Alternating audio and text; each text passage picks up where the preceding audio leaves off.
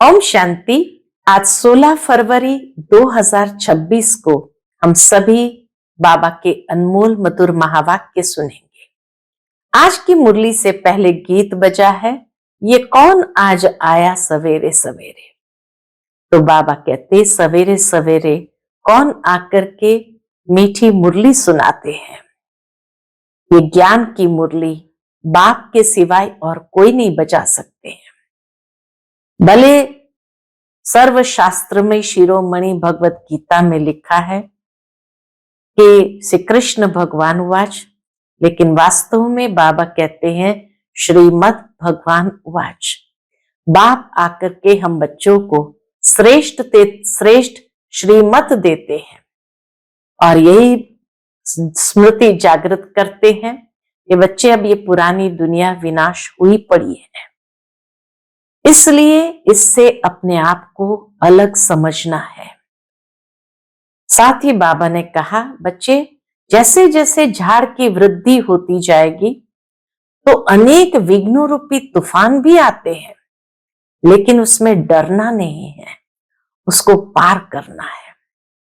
आत्मा को सतो प्रधान बनाना है, उसके लिए अपने को ज्ञान योग का इंजेक्शन देना है और अपने बुद्धि योग को अपने स्वीट होम में लगाना है, अर्थात घर को याद करना है और बाप को बहुत प्यार से याद करना है।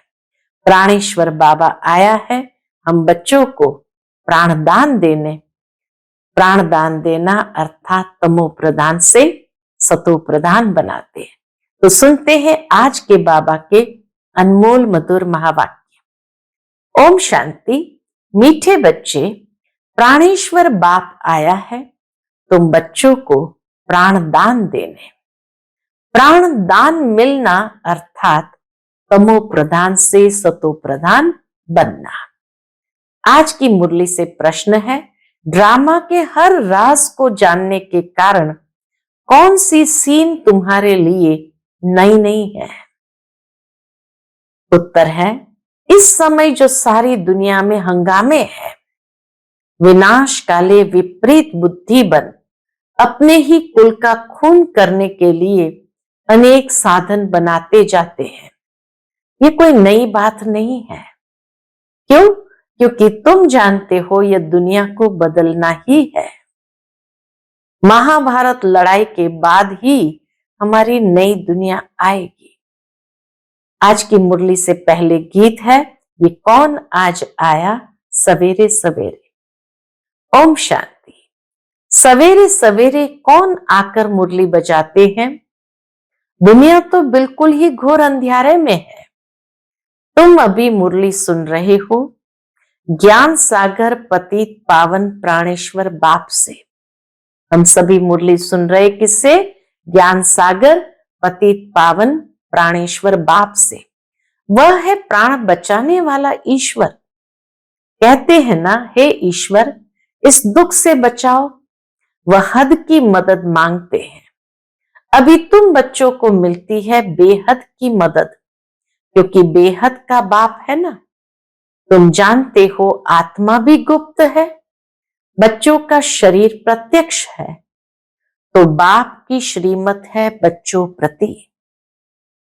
सर्वशास्त्र में शिरोमणि गीता मशहूर है, सिर्फ उनमें नाम डाल दिया है श्री कृष्ण का। अब तुम जानते हो श्रीमद् भगवान वाच है।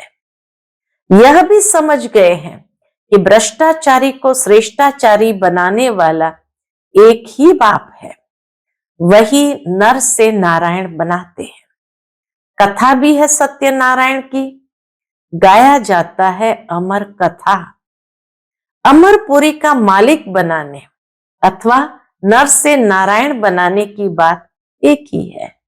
तो सत्यनारायण की कथा कहो या अमर कथा कहो, बात तो एक ही है। अमरपुरी का मालिक बनाने अथवा नर से नारायण बनने की बात एक ही है। यह है मृत्यु लोक। भारत ही अमरपुरी था, यह किसको भी पता नहीं है। यहां ही अमर बाबा ने पार्वतियों को सुनाया है। एक पार्वती का वह एक द्रौपदी नहीं थी, एक पार्वती व एक द्रौपदी नहीं थी।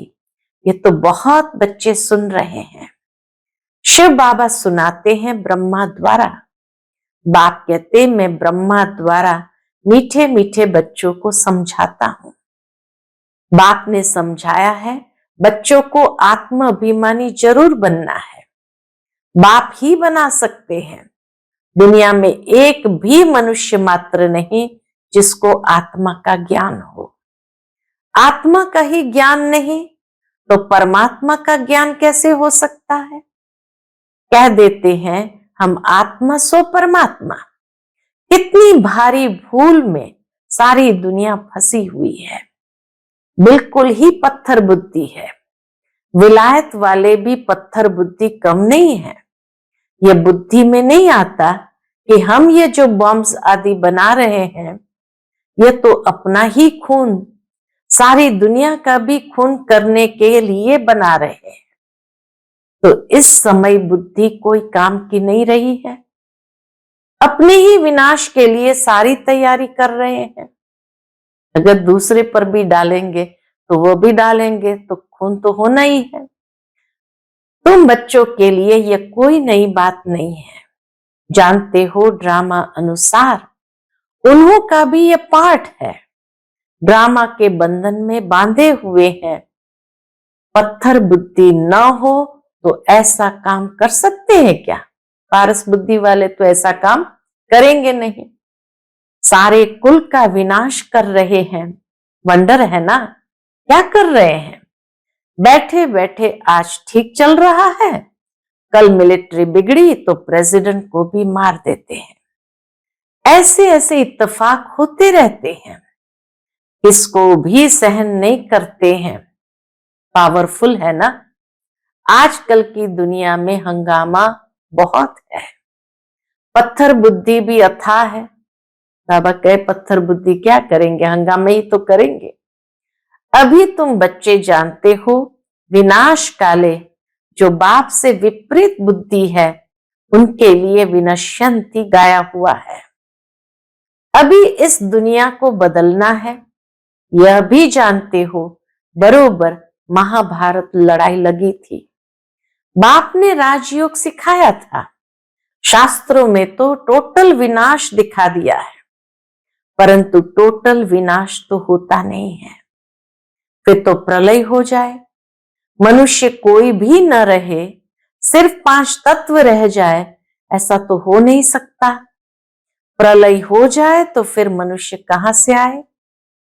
दिखाते हैं, भले शास्त्र में दिखाया है, श्री कृष्ण अंगूठा चूसता हुआ पीपल के पत्ते पर सागर में आया। बालक ऐसे आ कैसे सकता है? बाबा कहते बालक ऐसे आ कैसे सकता है? शास्त्रों में ऐसी ऐसी बातें लिख दी है जो बात मत पूछो।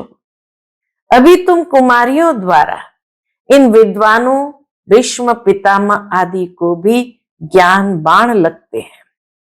वह भी आगे चलकर आएंगे।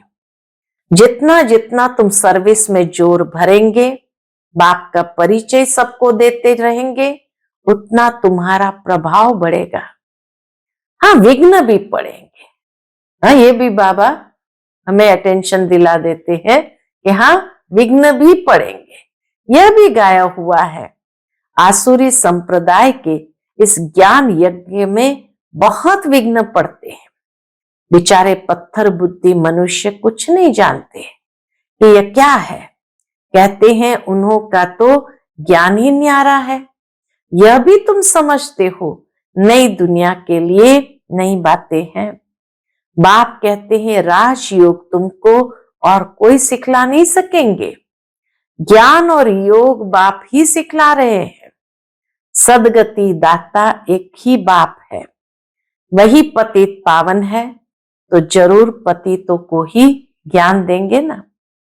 तुम बच्चे समझते हो, हम पारस बुद्धि बन पारसनाथ बनते हैं। पारस बुद्धि बन पारसनाथ बनते हैं। मनुष्य ने मंदिर कितने ढेर बनाए हैं, परंतु वह कौन है, क्या करके गए हैं, अर्थ कुछ भी नहीं समझते। पारसनाथ का भी मंदिर है, परंतु किसको भी पता नहीं है।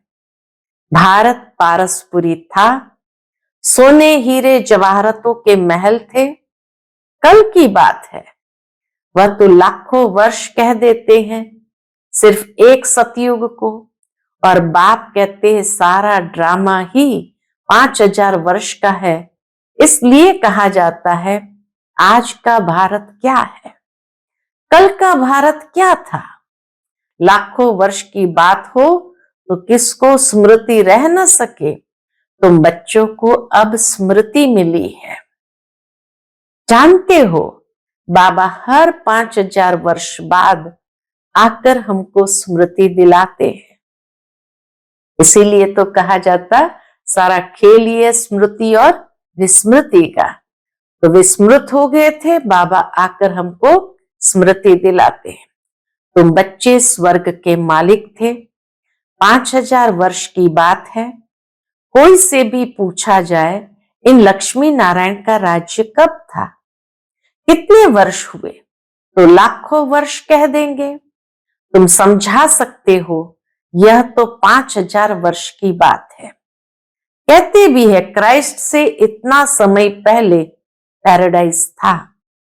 बाप आते ही है कहां पर, भारत में। यह भी बच्चों को समझाया है। बाबा की जयंती मनाते हैं तो जरूर कुछ करने आया होगा, तभी तो जयंती मनाते हैं। पतित पावन है तो जरूर आकर पावन बनाता होगा। ज्ञान सागर है तो जरूर ज्ञान देंगे ना। योग में बैठो, अपने को आत्मा समझ, बाप को याद करो। बाबा कहते यही ज्ञान दिया ज्ञान सागर ने, योग में बैठो, अपने को आत्मा समझ, बाप को याद करो। यह ज्ञान हुआ ना। वह तो है हठ योगी, टांग टांग पर चढ़ाकर बैठते हैं, क्या क्या करते हैं। तुम माताएं तो ऐसे कर ना सको, बैठ भी ना सको टांग पर टांग चढ़ाए हुए। बाप कहते मीठे बच्चे ये कुछ करने की तुमको दरकार ही नहीं है। स्कूल में स्टूडेंट कायदेसर तो बैठते हैं ना, बाप तो वह भी नहीं कहते हैं। जैसे चाहो वैसे बैठो, बैठकर थक जाओ तो अच्छा सो जाओ। बाबा कोई बात में मना नहीं करते हैं। ये तो बिल्कुल सहज समझने की बात है, इसमें कोई तकलीफ की बात नहीं है। इतना सहज योग बाबा ने बच्चों को सिखाया, कोई तकलीफ की बात नहीं। बल्कि कितना भी बीमार हो, पता नहीं सुनते सुनते शिव बाबा की याद में रहते रहते और प्राण तन से निकल जाए। गाया जाता है ना, गंगा का तट हो, गंगा जल मुख में हो, तब प्राण तन से निकले। सबसे अच्छी मृत्यु भक्ति में भी उसको मानी गई है। तो गंगा का तट माना, क्लास में बैठे हो, ज्ञान गंगा की बातें सुन रहे हो, तो मुरली चल रही है तो गंगा का तट हो। सेंटर पर जाते हैं मुरली सुनने, वही तो गंगा तट है हमारे लिए। फिर गंगा जल मुख में हो, यानी बाबा बाबा बाबा मन से मुख से निकल रहा हो और तब प्राण तन से निकले। वह तो सब है भक्ति मार्ग की बातें। वास्तव में है यह ज्ञान अमृत की बात। तुम जानते हो सचमुच ऐसे ही प्राण निकलने हैं। अंत में हमारे प्राण ऐसे ही निकलेंगे। बाबा की मुरली सुनते सुनते, बाबा के घर में बाबा बाबा करते हुए, याद करते हुए सचमुच प्राण तन से निकलेंगे। लेकिन हाँ, अगर घर में मुरली सुन रहे होंगे तो गंगा का तट तो नहीं होगा। गंगा जल भले मुख में हो, लेकिन गंगा का तट तो नहीं होगा। इसलिए बाबा कहते हैं सर्वोत्तम मृत्यु किसको माना गया, गंगा का तट हो, गंगा जल मुख में हो, तब प्राण तन से निकले।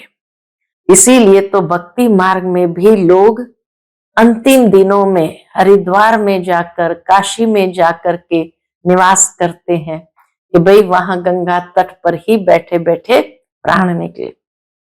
तो बाबा कहते तुम बच्चे आते हो परमधाम से, हमको छोड़कर जाते हो। परमधाम से बाबा को छोड़कर नीचे आते। बाप कहते हैं मैं तो तुम बच्चों को साथ ले जाऊंगा, मैं आया हूं तुम बच्चों को घर ले जाने के लिए। तुमको न अपने घर का पता है न आत्मा का पता है।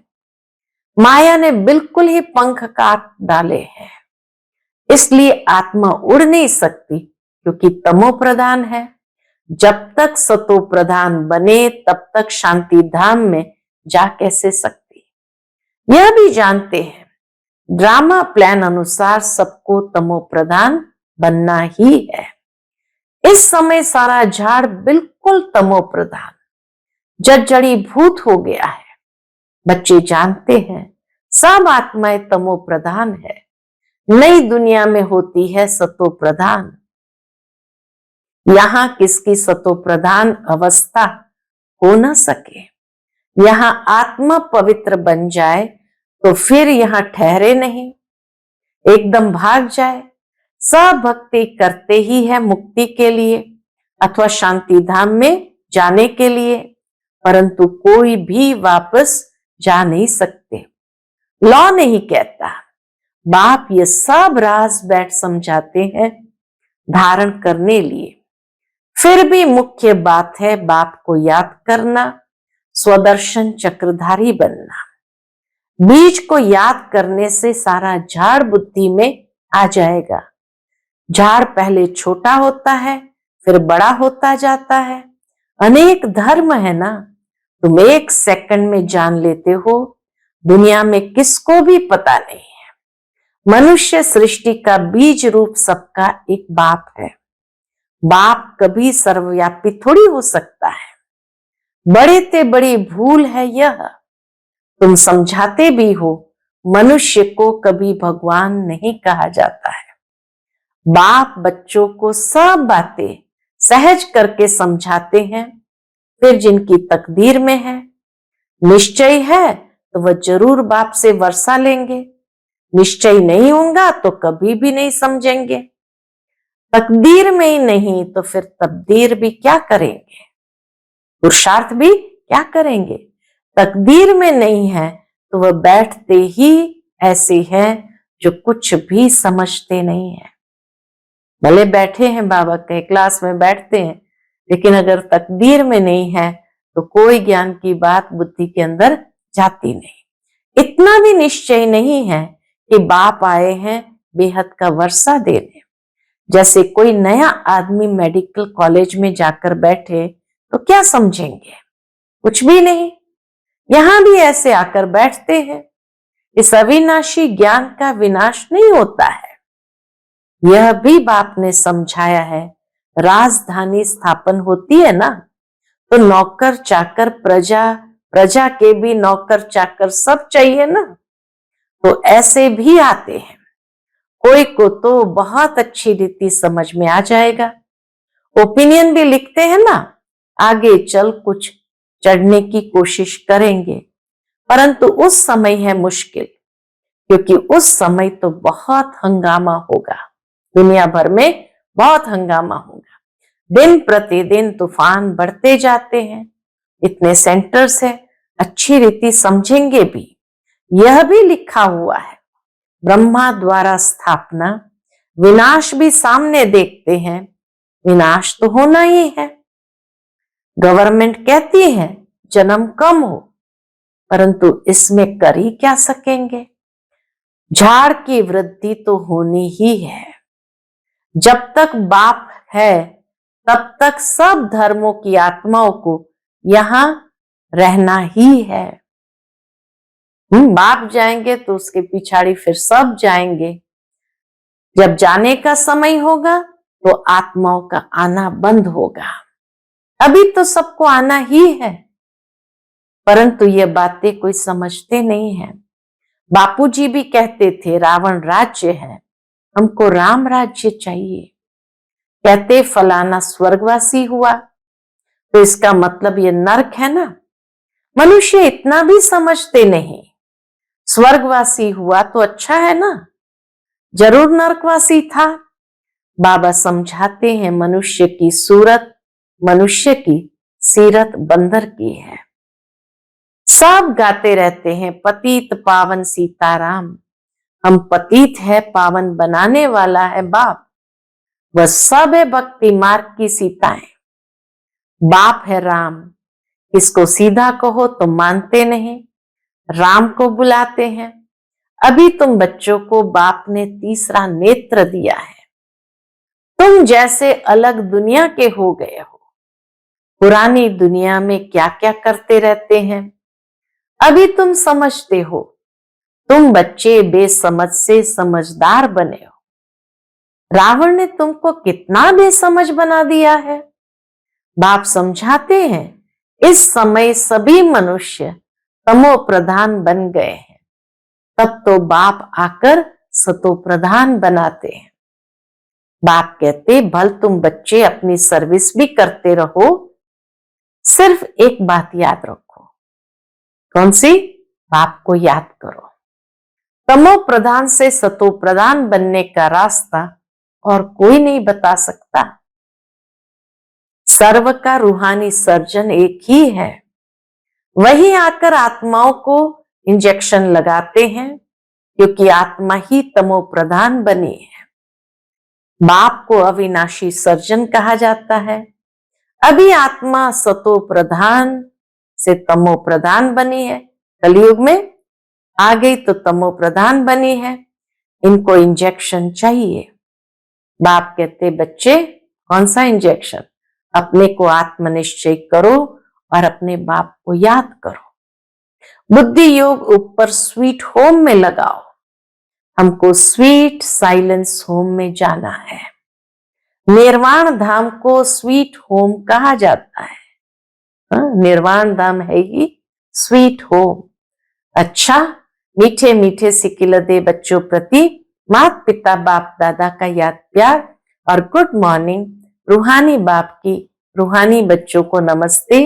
हम सभी रूहानी बच्चों की रूहानी माता पिता बाप दादा को याद प्यार, गुड मॉर्निंग और नमस्ते नमस्ते। शुक्रिया बाबा, शुक्रिया। आज की मुरली से धारणा के लिए मुख्य सार है। पहली पॉइंट, ये पुरानी दुनिया विनाश हुई पड़ी है, इसलिए इससे अपने आप को अलग समझना है। झाड़ की वृद्धि के साथ साथ जो विघ्न रूपी तूफान आते हैं, उनसे डरना नहीं है, पार होना है। दूसरी पॉइंट, आत्मा को सतो प्रधान बनाने के लिए अपने को ज्ञान योग का इंजेक्शन देना है। अपना बुद्धि योग स्वीट होम में लगाना है। आज का बाप दादा का मधुर वरदान हम बच्चों के प्रति है। पहले आप के पाठ द्वारा ताजदारी बनने वाले चतुर सुजान भव। पहले आपके पाठ द्वारा ताजधारी बनने वाले चतुर सुजान भव। जैसे बाप दादा अपने को ओबीडियंट सर्वेंट कहते हैं, सर्वेंट कहने से ताजधारी स्वतः बन जाते हैं। ऐसे आप बच्चे भी स्वयं नम्र चित्त बन दूसरे को श्रेष्ठ सीट दे दो। उनको सीट पर बिठाएंगे तो वह उतर कर आपको स्वतः ही बिठा देंगे। अगर आप बैठने की कोशिश करेंगे तो बैठने नहीं देगा, इसलिए बिठाना ही बैठना है। तो पहले आपका पाठ पक्का करो, फिर संस्कार भी सहज ही मिल जाएंगे, ताजधारी भी बन जाएंगे। यही चतुर सुजान बनने का तरीका है। इसमें मेहनत भी नहीं, प्राप्ति भी ज्यादा है। आज का स्लोगन है, अव्यक्त स्थिति का अनुभव करने के लिए अंतर्मुखी एकांतवासी बनो। अव्यक्त स्थिति का अनुभव करने के लिए अंतर्मुखी एकांतवासी बनो।